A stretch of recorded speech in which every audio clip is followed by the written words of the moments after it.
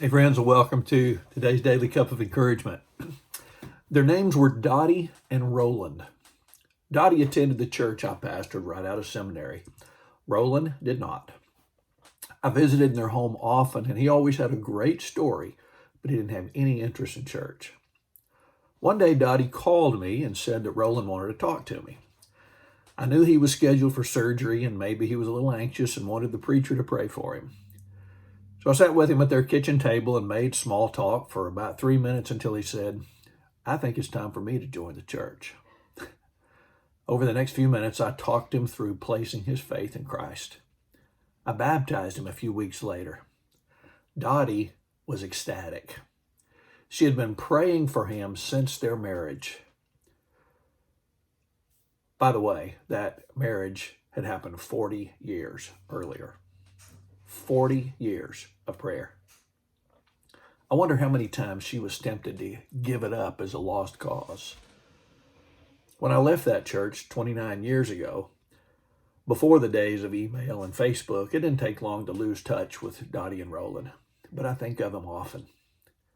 I thought of them again this morning when I read this account from a giant of prayer from another generation, George Mueller.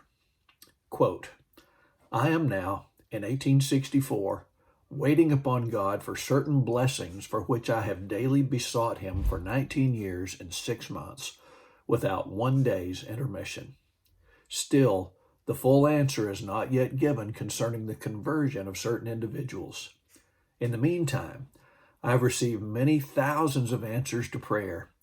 I have also prayed daily without intermission for the conversion of other individuals about 10 years, for others 6 or 7 years, for others 4, 3, and 2 years, for others about 18 months, and still the answer is not yet granted concerning these persons, whom I have prayed for 19 and a half years. Yet I am daily continuing in prayer and expecting the answer. Be encouraged, dear Christian reader, with fresh earnestness to give yourself to prayer, if you can only be sure that you ask for things which are for the glory of God." End quote. How many times have we prayed for something one time and determined it must not have been God's will because it didn't happen in 24 hours? How many prayers have been offered during our current world circumstances? And how frustrated are we that we're not seeing the results we've prayed for? Here's another question. What's your biggest long-standing prayer?